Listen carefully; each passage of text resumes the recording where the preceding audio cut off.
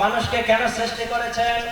আবার আল্লাহ তাআলা বয়ান করেছেন মানুষের চিরস্থায়ী ঠিকানা তো দুনিয়া, আখিরাত মানুষের চিরস্থায়ী ঠিকানা আখিরাত। জাহান্নাম জান্নাত কেমন হবে, মানে এই সূরাতে দুনিয়াও আছে, জাহান্নামও আছে, জান্নাতও আছে, মানে আখিরাতও আছে।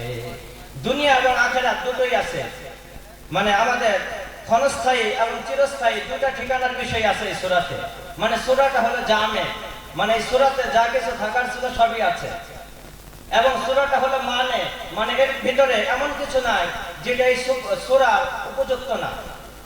মানে সূরাটা হলো একদম পারফেক্ট, নিখুঁত। সূরাটা কি নিখুঁত।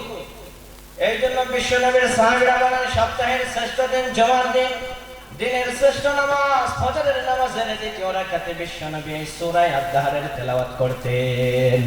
আন্নান নবী সাল্লাল্লাহু আলাইহি ওয়াসাল্লাম কানা ইয়াকরাউ ফি সুবহি ইয়াওমাল জুমআতি বিআলিফ লাম মিম তানজিল ফির রাকাতিল উলা ওয়া ফির থানিয়াতি হাল আতা আলাল ইনসান। বিশ্বনবী জুমার দিন ফজরের নামাজের প্রথম রাকাতে সূরা সাজদা তেলাওয়াত করতেন, দ্বিতীয় রাকাতে বিশ্বনবী তেলাওয়াত করতেন হাল আতা আলাল ইনসান। মানুষের উপর কি এমন একটা সময় কাটে নাই। এখানে হাল ইস্তিফহামে তাকরীরি, ইস্তিফহামে ইকরারি কদের মানায় বা মানাকত।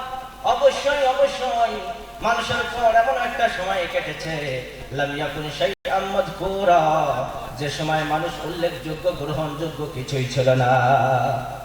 আল্লাহ বলেন ওয়া ইন্না খালাকনাল ইনসানা মিন নুতফাতিন আমশাজ। ও বান্দা, আমি মানুষকে সৃষ্টি করলাম মিশ্র শুক্র বিন্দু থেকে।